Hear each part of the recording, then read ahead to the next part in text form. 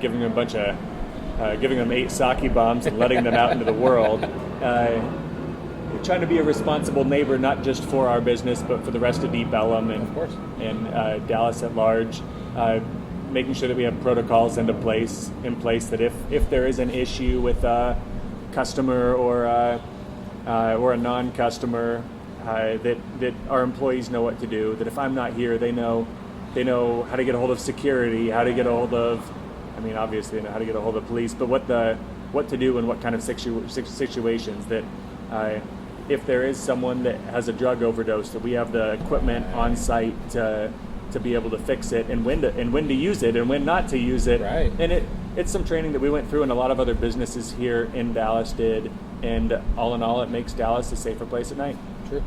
Now, I've loved Deep Ellum since I was a teenager. We used to come out here, and my friends would play out here, or we'd go see other bands, or we'd go to like Insomnia, which is not around anymore, which is a fantastic coffee shop. But it's had its ebb and flows throughout the years due to whether there's enough police presence or just random things would happen out here in Deep Ellum. Because again, Deep Ellum is like one of the most central hubs for entertainment here in DFW.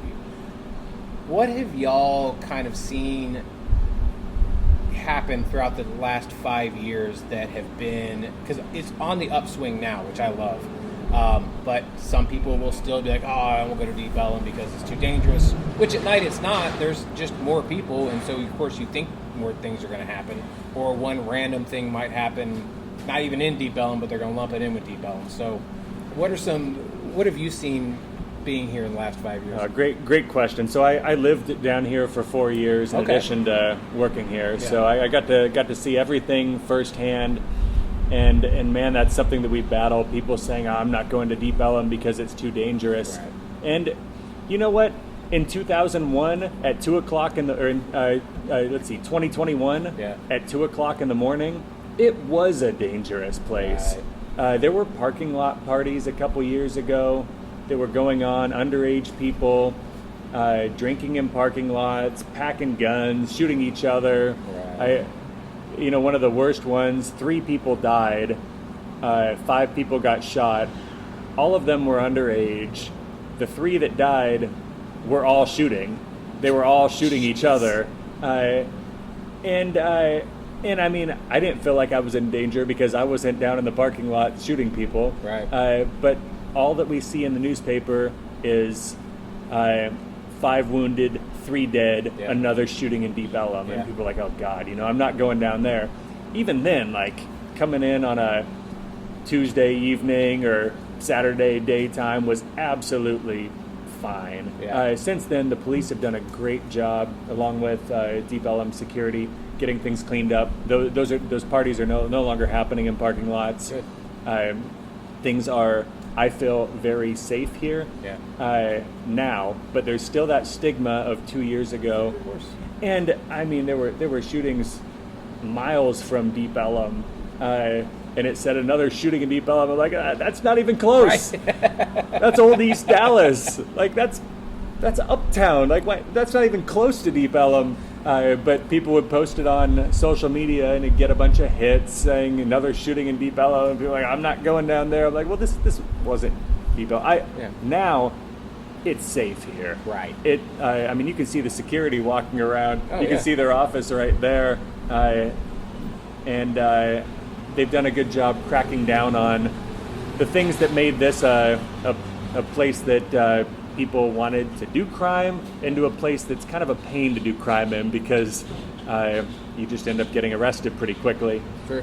So now I feel safe, but like you say, this is an entertainment district, and I don't know the exact numbers, but when you see like there aren't many shootings in downtown Waxahachie or downtown Midlothian or Duncanville or wherever, like obviously there aren't going to be as many issues there because we have millions of people flowing through here.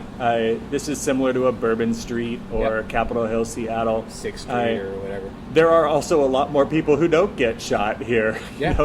There are a lot more people that don't get robbed, and I know there are some exceptions, but in general, the things the bad things that have happened over the years in Deep Ellum typically happen to the people that are doing something that they shouldn't be doing. I know there are a few exceptions, but people that are underage that are drinking, people that are bringing guns where they shouldn't bring guns, people that thought it was a good idea to do random drugs from a person that they didn't know. There was a time, it was probably 4 years ago, where people were giving people fake marijuana joints, and it was actually it actually turned out to be some sort of drug that made you pass out quickly. You'd wake up missing your wallet, missing your cell phone. When I say you, I don't mean you, right, and I don't mean me. Yeah. I mean the people that were doing drugs from random people that they shouldn't have been doing. So No, I don't do drugs from people. The regular people walking around Deep Ellum, I feel like it's one of the safer places. Yeah, without a doubt.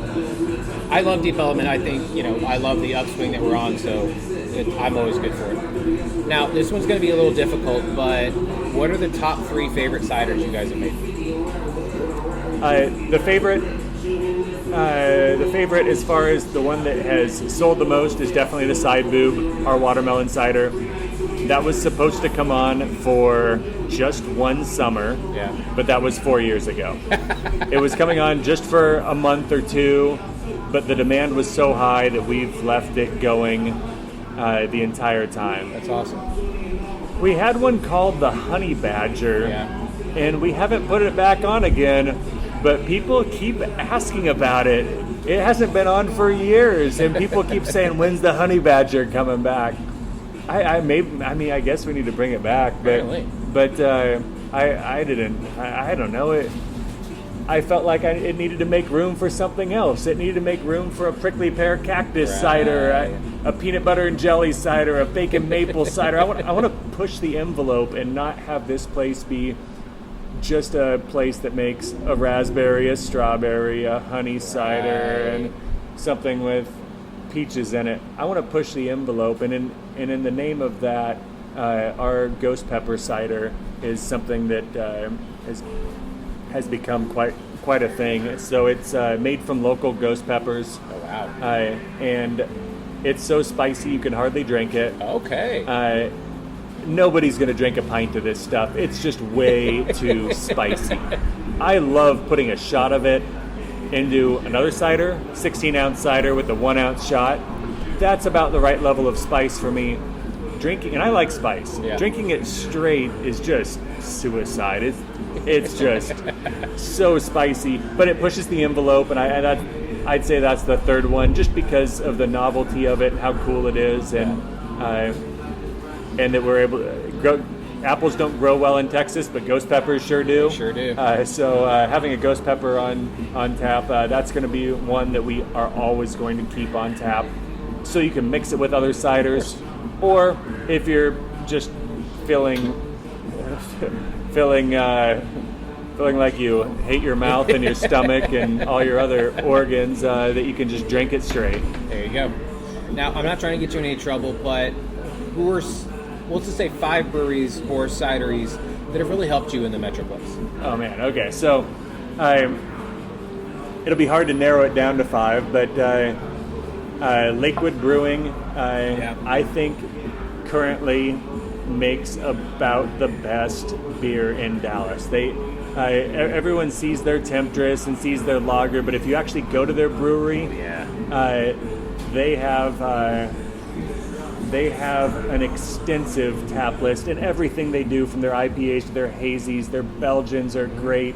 Obviously, the stouts and then the variations on the Temptress are great. And they've been their owner Wim and the rest of their crew. Shout out to Justin, their head brewer. They've been instrumental in our development. I talked to Wim, and afterwards he turned me on, or he showed me this New Zealand Pilsner that they were making, and I was like, a New Zealand one? That's insane. It was just the hops that had come from there and the way they made it. And then we had looked up names as to what they should call it, but I don't know if it's come out yet, so I'm going to figure that out. Michael Peticolas at Peticolas Brewing, they not only helped us out, but helped the brew scene in DFW at large. And Texas in helping general. In Texas, to change changed the laws that were restricting the craft brew movement, and that's helped out not just us but everybody.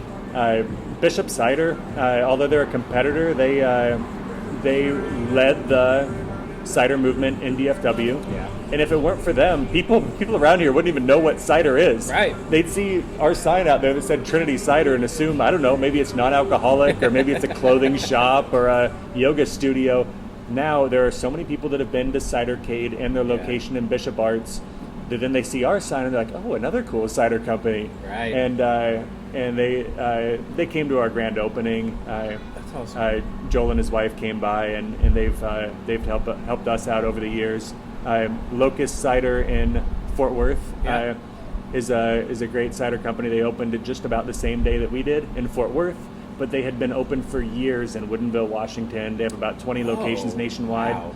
Their location in Woodinville, Washington is about 1 mile from my parents' house. So That's insane. I had gone there many times before we opened here, and it was kind of fun with the owner getting ready to open up in Fort Worth and me at the brew shop at the same time, picking up parts like a couple of days before opening, picking up last minute parts together, looking over at each other like, oh, you're doing the same thing. Cheers, man. Complete opposite sides of the Metroplex. Opposite sides of the Metroplex. They're on South Main there. We were talking about False Idol earlier, and them, along with a lot of other breweries, have had Trinity Cider on for years. They've had Trinity Cider on pretty much since they opened, and Dom and Brandon have been big supporters of Trinity Cider, and I freaking love their beer. Yeah, same. If they weren't so far away, they'd have to see me every day. So that happens, and then I just have a thing for Community Mosaic. I know it's kind of it's been around for years, and it's not the cool new hazy, and it. Who cares? Man, Celestial has some great stuff too, but it's not maybe as cool as the Celestial's awesome new beers. But when I walk into a bar and I see it on tap, and the bartender's a little too quick and says like, "Hey, what can I get you?" Yeah. I just panic order, and I panic order the community Mosaic. That's my immediate panic order beer. That's not bad. Especially if they don't have my cider on tap. Then if there's no Trinity Cider, Community Mosaic it is. But shout out to Celestial too. They're great people.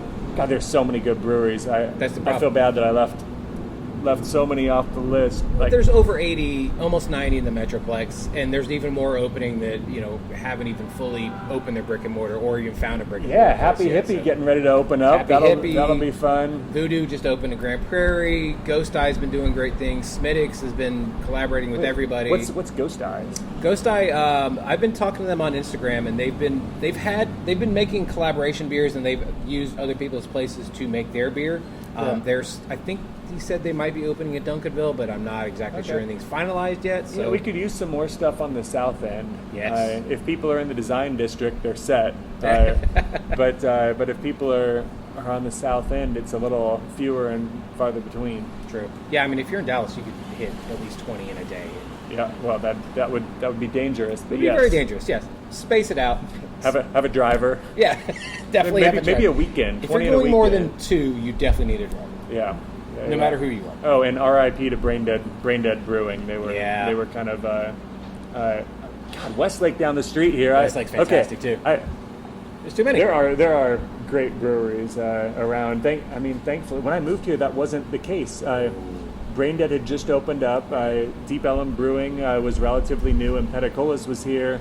Raw over in Fort Worth. Yeah, Raw's the OG. Yeah. And I think like Oak Highlands Brewing had maybe just opened up, but there weren't nearly as many. And now the craft scene is really taken off, but it's still not saturated the way that it is. Compared to Seattle or Portland or areas of Colorado, I think there's room for double the breweries to grow, because we have 7 million people here in DFW, and as younger generations come up, they're not satisfied with their grandparents' beer. They want something. They want the new hazy milkshake